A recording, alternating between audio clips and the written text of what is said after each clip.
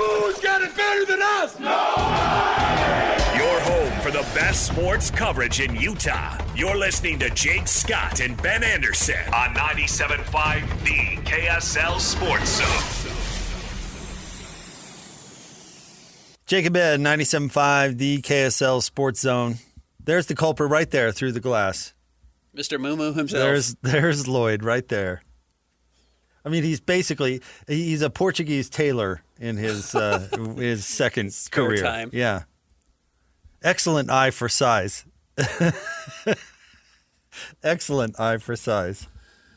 It's always a weird feeling. I hate wearing other people's clothes. You ever certainly as you get older, you don't have to do it, thankfully. But no, I used to steal my like, brot's clothes and you ever not have worry to about. wear somebody's swimsuit? You go to a party and they're like, "Oh yeah, we got a suit you can wear." It's like, why is this so wide? Why is this such a different shape than any other swimsuit I've ever put on in my life? I hate wearing other people's clothes. Though I thrift a ton. Something about once it gets to the thrift store and then I buy it, it's different. I get what you're saying, and I don't care about, if I'm throwing on somebody else's jacket, who cares? Swimsuit, though, I would think be at the top of the who cares list because of the chemicals involved. Sure. No, it's not. You know what I mean? Like whatever is going on in there is going to be killed there in the swimming pool. It's not the intimacy of it. That doesn't bug me. It's the shape of other people's clothes always feel different than the clothes I buy. I don't know why. I mean, I get it. Their bodies are shaped differently, but like everybody's just buying their clothes at Kmart, Ben. They're not that's actually tailored to you. Uncanny. That's why it's so weird, because it's like, yeah, where are you getting your clothes? Shouldn't all clothes fit the same? Because yes, we're all buying them at the same place. Why, when I put your clothes on, are they 6 inches wider in the waist or whatever? Or they balloon so much at the knee? Because they have a different size. They're like a different size waist. No, they're like, dude. This is a medium. I'm like, cool, I wear a medium. And you're like, why is the bottom the ankle or the knee length 1,000% different than any other pair of clothes I've ever put on? That's what I don't understand. Why is Major League Baseball stealing my thoughts? You're a crazy person. Is what's going on? Is that you have lost a grip on reality? Yeah, maybe. Just don't like it. What you're saying doesn't exist. Right, Christian? Am I crazy or is he crazy? I think from my perspective, it's more so just every single brand fits differently. Maybe I just don't buy certain brands. No. Ben only shops at Louis Vuitton. Yeah, right. No, he doesn't. He shops at Savers. And so that's why this is such a wildly stupid take. Wildly stupid. Are those secondhand clothes that you're wearing right now? That's the thing. The pants are. I don't think the shirt is.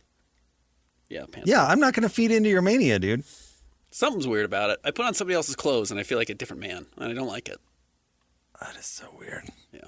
Except when I think I'll lead in. I'll buy into that. There's a reason that I don't really thrift. No, see, I like the thrifting aspect, and something about when they cross into the door of the thrift store, DI, Savers, Goodwill, what have you, it washes clean the last person who wore the clothes. They no longer exist. It doesn't, though. But when I go to a house and it's like, oh, I spilled something on my pants, and they're like, yeah, here, I've got a pair of pants. What size are you? 32? Sure, 32, 33, I could squeeze into it.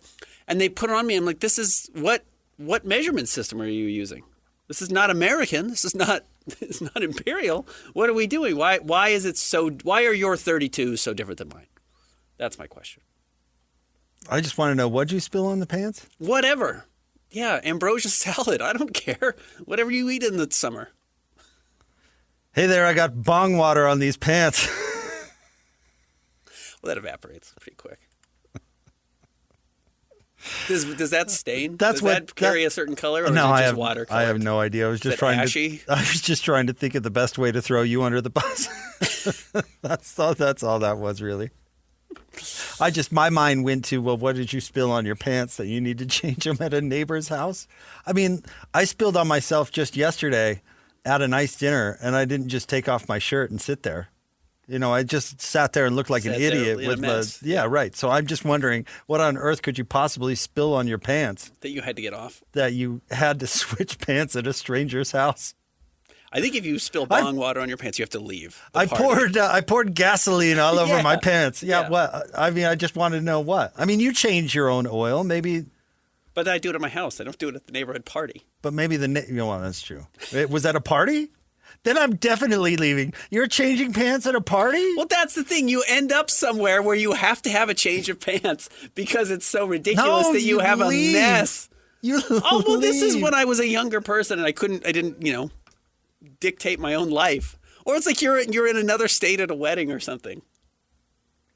And you drop wedding cake in your lap and you're like, okay, well, this is ridiculous and I can't go up and dance like this, so I need to change my pants. And you survey the crowd and you say, that guy looks like he's my shape, my height. I bet he has an extra pair of pants that he packed. And he goes, hey, buddy, I dropped wedding cake on my pants. Can I change? Who's bringing? And he says, yeah, I've got a pair of pants. What size are you? I say 32, 30. He goes, great. That's exactly what I'm. And you put them on and you're like, why? Oh, it's a destination wedding. And you're like, why do I need suspenders to keep these pants up? I thought you were 32, 30. What's the deal here?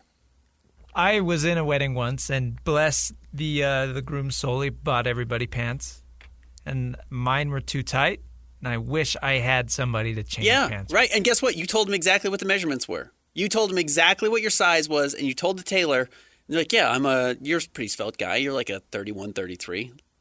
I just want to know why you're changing pants with somebody enough to develop this opinion. I'm just saying it's happened. You say, like, I hate it when this life. happens to me, like it happens to me once a week. Like you and Bartle just switched pants. Or like you and...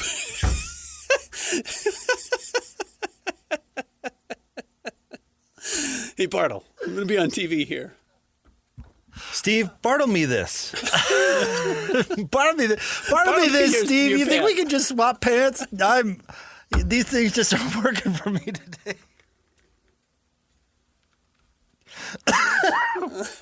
The swimsuit one, I think people can identify with. Yeah, usually it's swimming oriented, right? Everyone jumps in the pool. Everyone jumps in the pool in their clothes. I'm like, well, now I need something dry to change into. Oh man, this segment turned weird. Final thoughts on Summer League, Ben? Christian and I got a chance to mull it over. We haven't had a chance really to hear from you. Flip is the MVP. I think the Jazz have. Other than I just wish you had seen Ace Bailey more. I do think it is a bit of a setback to just go in and be a little bit blind on what does and doesn't work. Now, look, Cody Williams, if you remember last year, actually had a pretty good summer league and went into the NBA and was, naked as a jaybird. He just didn't belong at all. So he's got to figure out how to find his role. And what Ace Bailey did in summer league by being, superior athletically and height-wise to some of these players isn't going to translate day one in the NBA. I don't think. Though he is a pretty spectacular physical specimen. So he's going to have to get back, and preseason's going to be big for him, and I think there's going to be some high moments and some really low lows for him. And I wish you'd work some of those out in Summer League. The thing that mattered most, I thought, was Cody Williams proving that he's got an attitude that he belongs. It's, we've talked about it a bunch, Ben, but it's natural to think like, you get into a new situation, maybe a new job or whatever it is. I'm very much this way. And you don't want to step on anyone's toes. Right. You don't want to make waves. You're still trying to figure out how it's done, what you do, all those things. It's why rookies oftentimes defer to veterans. I mean, that's how it works. They're trying to figure it out. And Cody played, I thought, like that last year. Like that. And he did not play like that in Summer League. Not at all. He had a command to it. You know what I mean? And again, you can't read too much into Summer League, but the fact that he played with a little tude, I thought was a real positive. I'm trying to figure out how to describe this accurately because it's strange and this doesn't necessarily apply, but I wonder if people can figure out what I'm saying because I have a comp of another player who played this way. He plays at a weird volume. And I don't mean volume as in size. I mean actual, we talk about loud players who make loud baskets. Donovan Mitchell was a loud player, right? You felt him. You just kind of, when he was out there, he's hitting threes, he was dunking the ball, it was loud. His burst onto the scene was loud. The way he played was loud. Derek Favors was a quiet player. Derek Favors was very impactful, but wasn't necessarily loud, even though, he caught some lobs and he did some dunking and, he blocked shots, but it wasn't necessarily all that emphatic and loud. It was a kind of a bizarre volume and not a star level volume. And I think Cody plays at a similarly kind of strange volume. And those guys go a little bit unnoticed, but I don't think it means necessarily that they're not valuable. They may not be stars, but it doesn't mean they're not valuable. And so I'm just trying to figure out if Cody can find the right quote unquote volume to play with to be impactful, because I think naturally he's going to be one of the quietest players on the floor. Lowry's louder, which is a little ironic because Lowry's not a particularly loud player. But, I think Ace is going to be extremely loud. Keontae's really loud and, in a sense, noisy, because there's some really good and there's some really bad there. Bryce is pretty loud because most of his shots are threes. Cody just plays weird. He just kind of takes a back seat. Did it in college. Kind of did it in high school, too. Did it too much last year. So he's got to figure out where to place his volume level. Yeah, it's kind of tough to define volume level, I suppose. I don't know. Who would you say is the best non-loud player? Yeah, I mean, it's like John Stockton. You know what I mean? And even then, John was probably much louder than I give him credit. No. I think that's a good example. Hornacek was probably not very loud. But maybe Horny was even louder than we think because he had some highlight reel shots. But okay. I guess my point is, do you need to be a loud player necessarily to be a key player on a contending team? Yeah, and I think it's I'm honestly like... Is his brother a loud player? His brother's much louder, yeah. But his brother's much bigger. Yeah, he is. And that's part of it. Part of Cody's quietness, lack of volume, is just like he doesn't dictate a whole lot. But another thing is he also doesn't dribble. And so I don't want to I don't want to confuse loudness with the type of game, because if dribbling the whole game is what it takes to be a loud player, I don't think any coach out there wants that to be Cody Williams' game. But like Klay Thompson is loud, Steph is louder and doesn't necessarily have to dribble a whole lot. Steph certainly dribbles, but Klay never dribbles, is louder. Lowry Klay, never dribbles, you know what? is Klay louder. is like the quietest Hall of Famer ever. But yeah, he is one of the better quiet Hall of Famers. Now he is, arguably the second greatest shooter of all time, third greatest shooter of all time. Ray Allen got quieter later in his career. But really catch and shoot, I don't know. Yeah, he's a quieter superstar, Klay Thompson, because he doesn't dribble. Donovan dribbled a lot. He was loud because he was the game. He was the team. And by the way, loud doesn't necessarily mean you're good. There are loud players who aren't good players. I'm trying to figure out the criteria. No, so am I. I'm really trying to figure out what Cody Williams is. This is, this thing that I'm walking through is not a final solution of trying to understand who he is. How could we? He's played, 50 games in his career, and they were 50 particularly bad games. And then he looked really good at Summer League. And even then, it wasn't like Kyle Filipowski was far louder at Summer League than I thought even Cody Williams was. And Kyle only played 3 games. And credit to Cody, he played all of them. I think so, yeah. Yeah, played all of them, which I think is awesome. And good for Cody for doing it, Yeah, but I don't think it's fair to... See, this is the problem with loudness. I don't think it's fair to compare Flip and Cody. Their ideas of a good Summer League are completely different. For sure. They have completely different issues. Mm-hmm. So, I mean, Flip was good, but we still didn't see Flip solve the problem that's going to be his biggest problem. It's going to dictate who he is as a player. Yeah. Can you play defense? Right. I think we figured out that he was super skilled last year. Yeah. And I think and I undersold it, by the way, through going into the year and through the beginning part of the year. I mean, he proved it. That he's a super skilled guy. Yeah, he is. He's got good touch, he's got good handle and passing and all those things, and it makes him somewhat unique. But how's he going to play on the defensive end? And will dictate how many minutes he can play on a team. It was interesting if you were to go back, and I could probably pull up his stats. I think I tweeted this out at one point, but guys at Summer League this year who averaged 18 points, and I'm cherry picking numbers a little bit, but 18 points, 2 rebounds, 2 assists, 2 steals. Just like 4 guys, and Cody was one of them. He is a bit of a stat sheet stuffer. Not in the sense he's going to grab 9 rebounds and 8 assists. He's not Russell Westbrook, but he's just going to kind of do a lot all over the place. He's going to grab some rebounds. He's going to grab some assists. He's going to get some steals. He's going to block more shots than you would think he'd be able to do. That's really positive. Those guys are valuable, and the Jazz don't have a lot of those guys. Jazz don't have anyone who gets steals on their team. And steals aren't necessarily an indicator that you're a good defensive player, but it does indicate that you're locked in, that you're focused, that you're trying to make an impact. And Cody does that. So I do think there's a lot of value for him there. And where still long-term he could be a more valuable player than Flip because he plays both sides of the floor, and that's really valuable. It's hard to have guys on the floor at the end of games who don't play defense. And, I'm a Flip believer, but I also believe if he's on the floor late games, they're going to target him every single time. And I don't know if you're going to be able to do that to Cody once he develops. So. All right, Ben, coming up next, I think we need to name Bozo of the Week. We have a really great candidate. Okay. But Christian has discovered maybe a competitor at the end here. So we need to weigh in on Bozo of the Week. I don't know. Well, maybe sports-wise it tops last week's winner.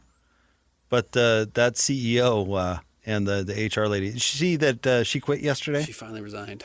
Dang. She's getting nice things. She was spotted on the town without a wedding ring on. Because she was married to like the big family in Boston. She was married into like a... Rum money. Yeah. Well, that was what he was doing. But the family's like...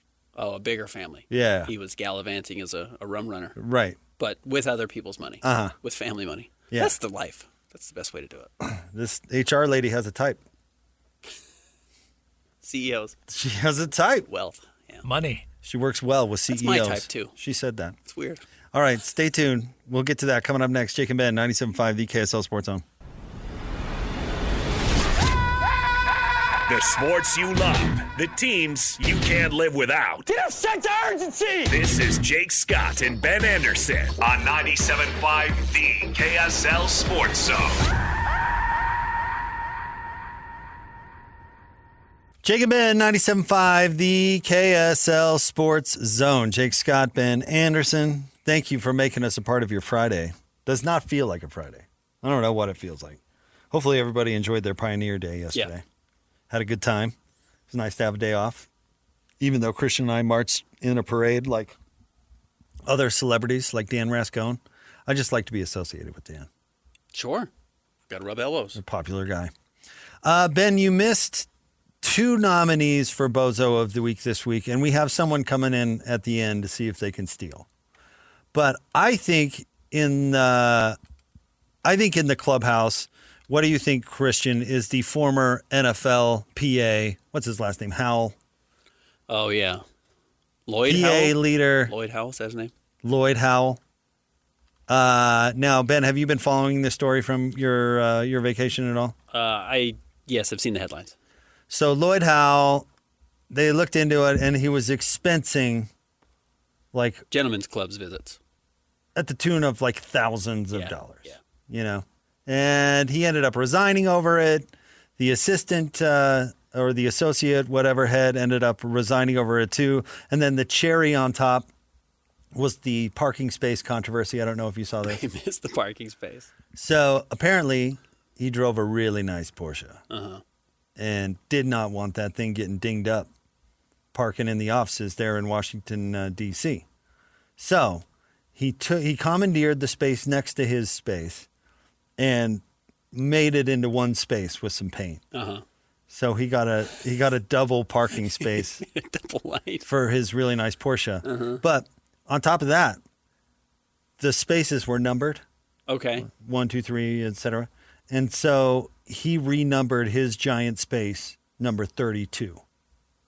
Do you know why he chose 32? Not because it was number 2 and number 3 on the list, or number 3 and number 2 in the parking spaces? O.J. Simpson. Oh. An ode to. An ode to O.J. Simpson. Orenthal James? Orenthal James Simpson. That O.J.? It was widely known that was his nod to O.J. The source, when further pressed as to why, he said, I don't really know. But it was in honor The murderer, O.J.? of O.J. Simpson. Okay. Well, that's a choice, Lloyd. Lloyd Howell, So- not Lloyd Cole. Lloyd Howell cost himself a very lucrative job. Yeah. He had some very bizarre behavior, and made the most obvious HR mistake. Well, is it even HR? What are expenses fall under that? Accounting? Yeah. Like, Ben, you've traveled on the company's dime. You don't hit scores and then send that receipt in. No, you get 2 receipts. Well, I mean, if you're really devious. But when we mentioned this, that the NFLPA is monitored by the National Labor Relations Board and all these, like, Yeah. they comb through all this stuff. Of course. Especially when be it's several thousand. a particular type of bozo to get busted doing this sort of thing. Then nominee number 2, and I think she is number 2, Ben, although I will listen to your opinion. Spark star Kelsey Plum. After the T-shirt stunt at the WNBA All-Star Game, then threw Caitlin Clark under the bus. Okay. And said nobody from her team was there when we were planning this sort of thing. Now, I went through a whole segment worth of thing why this is bozo behavior. First of all, the messaging on those T-shirts were terrible. They should have picked something else. I understand what you're doing, but the "you owe us" messaging is just awful. It's not going to gain you the momentum you would hope. They wore T-shirts at halftime that said "you owe us" because they're in the middle of a labor negotiation with the owners, which is fine. That's what I said. Use the word fair.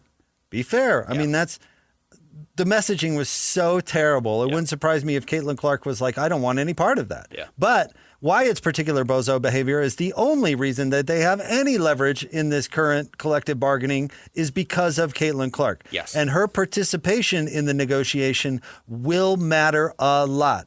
This is not specific to it being a women's sport. It's specific to this sport having a true superstar who moves the needle finally that they've been really desperate for at a level they've never had before and not doing everything by her word. They are getting something like 9% of basketball-related income. If they want any chance at all to get a more reasonable slice of the pie, Caitlin has to be on board. Caitlin has to be on board. Yeah. And if she pulls a LeBron and just says, then that will make a difference. Yeah. So if you're going to call out the only player, and no offense to them, but the only player that matters in this conversation, then that's bozo behavior. Yep. You're not even acting in your own self-interest. Right. I don't even know what interest you're acting in. No, that's been the whole weird thing about how Caitlin Clark has been treated, and I get it. There's the jealousy of the young star who comes in, who's stealing all the attention that some of the other veteran players think they deserve and have paved the way for. And in a sense, they're right, but also when you step back from it and you stop looking at it romantically, stars matter. Dan Rascone matters when you're in the parade. Sorry. As much as we like to see Christian and Alex and Jake Scott, I want to know what Eubank's doing. The star of the show. I want to know where the stars are. I know. They move the needle. That's why we stood in the back and waved like morons while Dan did his thing. Yes. You didn't wear a shirt that said "you owe us." I didn't trip Dan. I didn't trip Dan and say, "Oh, Dan's out. Sacred foul. I'm in." Sacred foul on Dan. I love that comparison. That was magic. But "you owe us" is this very victim-y statement that people could easily pile on and did, because then they go down the line of, well, you've never made money and all this stuff. Right. But if you talk about fairness, that's what actual labor negotiations are supposed to be about on both sides is fairness. Right. And I personally don't have any problem with them trying to get messages out there that we're fighting for extra points on the pie. That's your job. Correct. But to go, "you owe us" is a ridiculous message. And whoever came up with it should be removed from brainstorming sessions from here on in. But then for Kelsey to go, "it was a magical moment, having nothing to do with Caitlin Clark." Man. Yeah. Get over that. Yeah. All right, so that's... Don't bite the hand that feeds you. That's nominee number 2. Do you have any... And by the way, Caitlin Clark is the hand that feeds you. She, at the moment... Yeah. Because everybody points to the new TV deal coming, which is $200 million a year or something like that, and the escalation in ratings in the gate and all that, which is all true. But it is all to come see the traveling Caitlin rock show at the moment. Yeah. And then you hope you grow the sport from there. But at the moment, that is your meal ticket. Yeah. And if you're going to get those points on the BRI to go from 9 to 20 at some point, she's going to have to be involved. Agreed. All right, so that's Bozo nominee number 2, Kelsey Plum. Do you have a leader in the clubhouse right now? Between those two? Between Still those going two? with Lloyd. I know. I think Lloyd Howell. I think Lloyd is... Especially the OJ nod parking spaces. It just adds right to it. Yeah. Like, they hired a bozo. It's a bridge too far. At the NFLPA. Yeah. They did. They got caught in the bozo trap. But we have a third. Now, this comes from... we've got screenshots of text, Ben, from former Memphis defensive back Taj Rael. He's now with Purdue, by the way. He is sending texts to... Christian, can you give us the backstory? You sent this to us. It was first reported by On3 Sports. Okay. It looks like an Instagram DM exchange. Basically, Taj Rael is sending UTSA quarterback Owen McCown the defensive coverages that Memphis ran. The whole playbook. The whole entire and defensive playbook. And the signals and the like. This was the week they played them? The week they played them, and he specifically says, safety is the weakest link in the defense, his hamstring hurting, but he's running out of eligibility, so when you play him, he's number 0. Well, and then Owen McCown responded, but let me know if they cut your stuff, I'll put it in a word. So if Memphis moves on, put in a word there at Texas San Antonio. And he ended up at Purdue. And guess who won this game? Texas San Antonio. Yeah. Yeah, don't recruit that guy. Yeah. And Purdue's got to get rid of him immediately, right? No, this is a huge scandal. He'll be suspended, I'm thinking. I mean, if they confirm that this isn't fake news. I mean, what did they do? Play college football anymore. What did they do? They ruined that color guy for Wake Forest, who was selling out the team's stuff to other teams. Do you remember that scandal? Mm-hmm. Yeah, I don't think that guy works in sports anymore. If this is true, I would. But then again, I don't know who punishes these guys anymore. Does the NCAA step in? I guess. It might just be one of those things where the crowd, the wisdom of the crowd says you're persona non grata. We don't want anything to do with you. So Taj Rael, formerly of the Memphis Tigers, currently of the Purdue Boilermakers. For the next few minutes. Selling out the signals and the playbook to the other team's quarterback. So those are our 3 contenders, Ben, for Bozo of the Week. Again, I don't think that any of them have had the cultural impact that last week's did. No. With the CEO for Astrometer. Astronomer. But what do you think? I think my vote, I got to tell you, is for Howell, the NFLPA head. I would still go with Powell. Howell, not Lloyd. Agreed. Lloyd Howell. Any coincidence that his name's Lloyd? Well, and again, this goes back so much. No, there's not. There's not. This goes back so much further than this, which is. But Lloyd knows better than to expense that sort of thing. You know what I mean? Like, don't get me wrong, Lloyd runs in those circles, but that the expenses don't go back to the company. The reason this guy is now under fire came from the Pablo Torre podcast, where essentially they uncovered that Roger Goodell was colluding with owners, which is not his job, actually. Which we did talk about this when we talked about this story. To underpay or to not give guaranteed money to veterans. It was over Rusty Wilson. And a reflection of after what had happened with Deshaun Watson. Right. He basically told the owners, don't give these guys as much money as they're worth or as much money as you are. It's going to be bad for you. And this just shows you how dumb the Chargers owner is. There's a text from the Chargers owner to the Cardinals owner about, why am I going blank? Kyler Murray's contract, which ended up not being guaranteed. And Spanos, the Chargers owner, is like, congratulations, way to go. Way to do it for it. Way to go. Way to break those guys. But, and those 2 contracts, and there was a meeting, and Lloyd Howell, if you know this, you've got to run this up right. You represent the players, right? Your job is to get them as much money as possible, and they pretty much lost on this whole thing. Yes. So you got to wonder is after this loss, they just leaked it. Somebody leaked it to get the leadership out of there because it's so bad. Yeah. I would imagine because guaranteed money is the battleground. Like as far as NFL in the NFL, as far as NFL and NFLPA relations and what they agree on and what they do not, the front line is guaranteed money. That's it. Right. I mean, especially in such a volatile sport, which does not have the protections of baseball and basketball to begin with. In the NBA, it's points, as you talked about. It's not points on the floor. Points of the package. Yeah. Of the entire basketball-related income. Yeah. And the players now are at like 48. Yeah. Almost 49 maybe, and it was down from like 51, 52. Yeah. Thanks to Derek Fisher. But in NFL, the guaranteed money is the white whale. And that was, I remember, I'm sure you do too, Ben, it wasn't that long ago. That Deshaun Watson contract, it being fully guaranteed, was a huge deal. Yeah. And you know they're freaking out in the owner circles and going, oh man, we can't let this happen. And then they legit collude to do it, get caught doing it, more or less, and still lose out.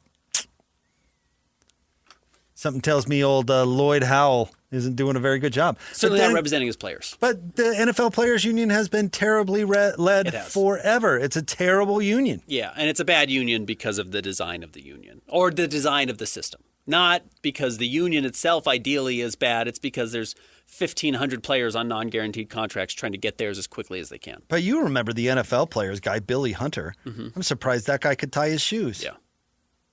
He's terrible. Yeah. There's a lot of players out there in the wake of this story are calling for much more transparency. Apparently, there was no transparency when the NFL hired the PA hired this guy, that they just hired him, and he has all this other harassment related stuff at a previous employer, and they said they asked him about it and were satisfied with his answer and hired him anyway. Yeah, he's fine. It's terrible. Yep. And then don't even tell players are like, wait, who's this guy? And they're like, shut up. Well, I mean, they've never been able to meaningfully do anything with their union. So this is a great example of Bozo of the Week. Yeah. I think he earned this one. Great. Competition was a little stiffer this week, though. This is a good one. Texting somebody or DMing somebody playbook and ruining your own career over it's a real move. Well, and I thought your point about the WNBA, don't tick off Dan Rascone. Right. Keep Dan happy. Keep Dan happy. The guy out there high-fiving every darn person who came to see that parade, taking selfies, running like a madman for 2.5 miles in the heat. Keep Dan happy. Keep Dan happy. KDH. We always say that before the show. Stay tuned. We'll have more coming up next. We'll close up the show. Jake and Ben, 97.5, the KSL Sports Zone. Talking sports, they got him and Jason on soul. Loves his tie guy, Ben's got style with his scarves. Oh my.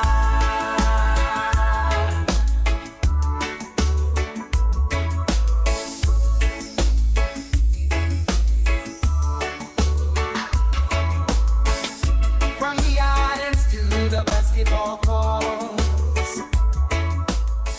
Jake and Ben, 97.5, the KSL Sports Zone. This segment is brought to you by our friends at Peach Doors and Windows. Amazing home transformations begin with Peach, where 5-star reviews are the norm. Call them today for your free in-home estimate, 801-566-1255.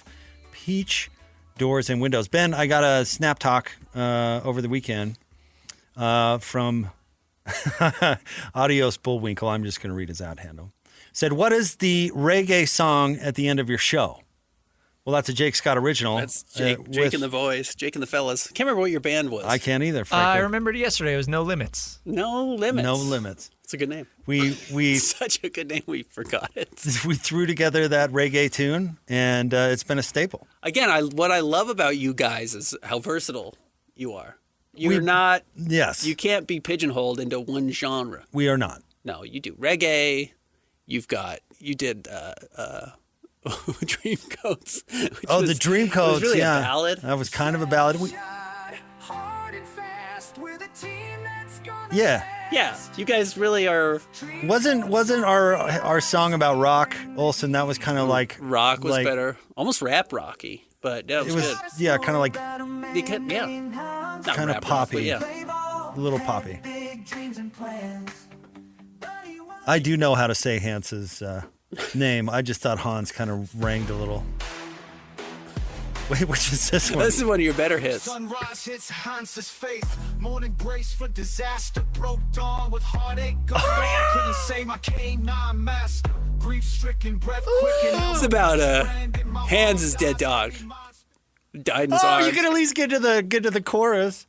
I gotta cut it quick, especially if I don't know if they're here today or not. Oh, they're here. I saw Hans run around. Oh, well, then he's not listening. Yeah, he's not listening. They're in Lloyd's office, getting talked down to.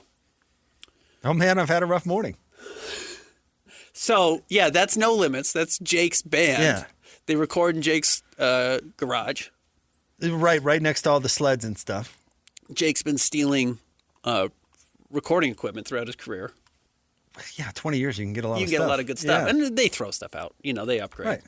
So it's not all breaking the law. Small line item somewhere along the line. Nobody cares. So that's No Limit. And Jake's not the lead singer, but he's the lead writer. I do write most of the music. Yeah, you write most of the music. Yeah. So, but anyways, that's where this song is. Our final song is the reggae. Which Ben doesn't like reggae, which I did not know when I wrote it at the time. But I might have picked a different format. Maybe I should write a different theme song. But I do love the way it signals that the show is coming to an end. Not because I like the show ending. It's just an Would you rather have like a Avril Lavigne skater boy pop punk kind of thing? That seems more up your alley. Let me hear our intro. Let me hear our 6-segment intro. Two amigos on the airwaves, talking sports. Again, nobody knows what that first line is. You It's wrote two it. amigos on the airwaves. I don't know if it's what he says. I think he says joining us on the airwaves, but you said it's two amigos, and you wrote it, so you would know. Anyways. I will say all week when you're out, it just doesn't hit the same. No, it doesn't. No, you got to have the whole band together. It's like, Iron Maiden can't tour now. Used to play ball. Coming up next, Dance and Scotty G. We will Thanks, talk to you on Christian. Monday. Have a great weekend, everyone. Jake and Ben, 97.5, the KSL Sports Zone.